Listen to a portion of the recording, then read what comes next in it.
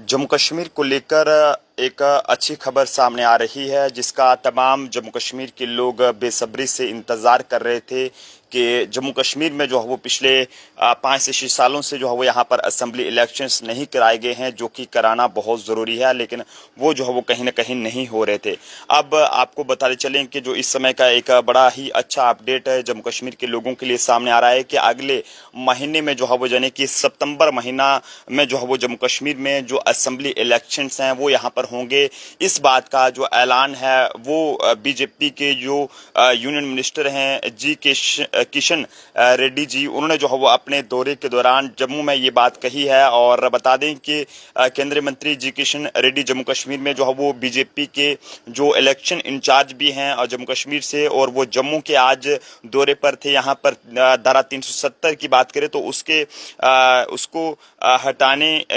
आज उसके निरस्त होने की जो है 5वीं जो वर्षगांठ थी, उस पर जो है पार्टी द्वारा एक प्रोग्राम जम्मू में यहाँ पर ऑर्गेनाइज किया गया था। और ऐसे में उन्होंने जो है वो लोगों को संबोधित करते हुए कहा कि जम्मू कश्मीर में जो असेंबली इलेक्शंस हैं वो जो है वो अगले महीने यानी कि सितंबर में होंगे। तो ये एक बड़ी अच्छी खबर है, क्योंकि बेसब्री से हमारे जम्मू कश्मीर के लोग, चाहे वो पॉलिटिकल पार्टीज की बात करें तो वो भी ये चाहते हैं कि जम्मू कश्मीर में असेंबली इलेक्शन जो है वो जल्द से जल्द होनी चाहिए। लेकिन आज केंद्रीय मंत्री जी किशन रेड्डी जी ने इस बात का ऐलान कर दिया है कि जम्मू कश्मीर में अगले महीने यानी कि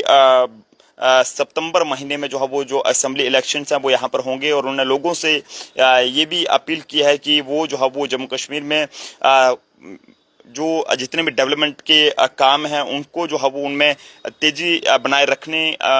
के लिए, और साथ साथ आतंकवाद के खात्मे के लिए और बेरोजगारी को जड़ से खत्म करने के लिए जो है बीजेपी को वोट दे, ताकि बीजेपी जो है वो लोगों के जो कामकाज है उनको जो है पूरी कर सके। लेकिन बीजेपी ने आज तक, आपकी नज़रों में क्या लगता है कि बीजेपी ने क्या क्या काम आज तक जम्मू कश्मीर के लिए किए हैं जिससे लोग खुश हैं? उस बारे में आप लोग भी अपनी अपनी राय जरूर साझा करें। लेकिन ऐसे में केंद्रीय मंत्री जी किशन रेड्डी जी ने ये लोगों से अपील जरूर करी है कि जम्मू कश्मीर की तरक्की के लिए, जम्मू कश्मीर के नौजवानों के लिए, जम्मू कश्मीर में आतंकवाद के खात्मे के लिए बीजेपी को जो है वो आने वाले जो असेंबली इलेक्शंस हैं उसमें वोट दें। लेकिन अब देखने वाली बात है कि जम्मू कश्मीर में जिस तरह से सितंबर महीने में जो असेंबली इलेक्शंस हैं वो यहाँ पर होंगे, क्योंकि पहले जो है वो ये अटकलें लगाई जा रही थी कि आखिरकार इलेक्शन जो है वो कब होंगी। लेकिन अब कहीं ना कहीं ये बात उस वक्त साफ हुई है जब बीजेपी के जो इलेक्शन इंचार्ज हैं जम्मू कश्मीर से, उन्होंने ये बात खुद कही है अपने दौरे के दौरान कि जम्मू कश्मीर में जो इलेक्शंस हैं, असेंबली इलेक्शंस हैं, वो जो है वो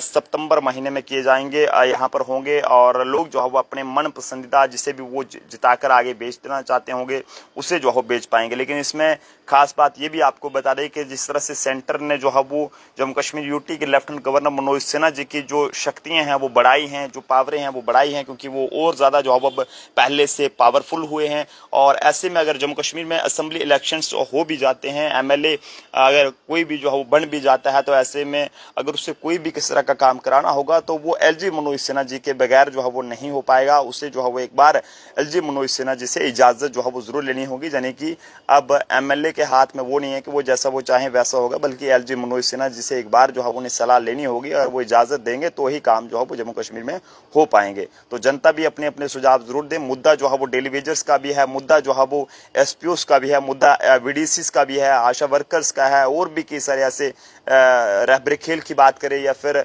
कई सारे ऐसे रहबरे खेल की बात करें तो अभी कई सारे जो नौजवान हैं उन्होंने जो है वो सब कुछ अपनी ट्रेनिंग वगैरह कर रखी है, लेकिन अभी तक उसमें पोस्टें जो है वो नहीं निकाली गई हैं। और भी अलग अलग ऐसे डिपार्टमेंट्स हैं, एग्रीकल्चर की बात करें तो उसमें भी जो है वो अभी तक पोस्टें जो है वो नहीं निकाली गई हैं। तो जिससे पढ़ा लिखा नौजवान जिसने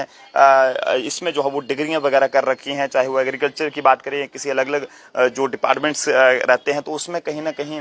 कोई भी किस तरह की जो है वो पोस्टें वगैरह नहीं निकल रही हैं, जिससे नौजवान परेशान हाल हैं। डेली वेजर्स की बात करें तो कई साल हो गए हैं, चाहे वो कैजुअल लेबरर्स हों या फिर पीडीडी डिपार्टमेंट में हमारे डेली वेजर्स भाई जो काम करते हैं लाइनमैन का, या फिर पीडब्ल्यूडी में जो काम करते हैं, या फिर बात करें जितने भी हमारे अलग अलग पीएचई डिपार्टमेंट में काम करते हैं, इसके अलावा और भी कैजुअल लेबर्स वगैरह अलग अलग डिपार्टमेंट्स में काम करते हैं। तो कहीं ना कहीं उनके जो मुद्दे हैं वो अभी तक जो है वो हल नहीं हो पाए हैं। और कई सारे ऐसे भी डेली वेजर्स भाई हैं जो कि डेली वेजर ही लगे थे और डेली वेजर ही रिटायर भी हो गए, लेकिन वो अभी तक पक्का नहीं हुए हैं। तो हमें उम्मीद है कि ये जो असेंबली इलेक्शन सब जम्मू कश्मीर में होंगे तो इसमें कोई ना कोई किया जाएगा, लेकिन हम अपील भी करना चाहेंगे कि इन तमाम लोगों के जो एक बर्निंग इश्यूज हैं, चाहे वो एसपीओस का है, उनके अलग अलग जो डिमांड्स हैं वो भी पूरी होनी चाहिए। और डेली वेजर्स की बात करें, वीडीसी इसकी बात करें, या फिर और भी हमारे आशा वर्कर्स की बात करें, या कई सारे ऐसे भी हमारे रैबर खेल की बात करें, या फिर बाकी जो डिपार्टमेंट्स में लोग हैं, तो वो चाहते हैं कि जम्मू कश्मीर में जो है वो इनके मुद्दे भी हल होना चाहिए, ताकि ये लोग भी आराम से इन्हें भी जो है वो अपने हकूक जो है मिल सके। तो आप जनता भी अपने अपने सुझाव जरूर दें कि आपको क्या लगता है कि अगर जम्मू कश्मीर में असेंबली इलेक्शंस अगले महीने होंगे तो सबसे ज़्यादा जो सीटें हैं वो किसको मिलेगी? नेशनल कॉन्फ्रेंस को मिलेगी, पीडीपी को मिलेंगी, या फिर बीजेपी को मिलेंगी? देखने वाली बात है, लेकिन आप जनता अपने अपने सुझाव जरूर दें कि जिस तरह से बीजेपी ने जो है वो काफ़ी ज़्यादा जीत लोकसभा इलेक्शंस में यहाँ से हासिल की थी, लेकिन अब असेंबली इलेक्शंस की बारी आ गई है। देखने वाली बात है कि कौन कितनी सीटों पर जो है वो कब्जा करेगा। फिलहाल के लिए आप जनता भी अपने अपने सुझाव जरूर दें। देखते रहें जम्मू ट्रिब्यून। जय हिंद, जय भारत।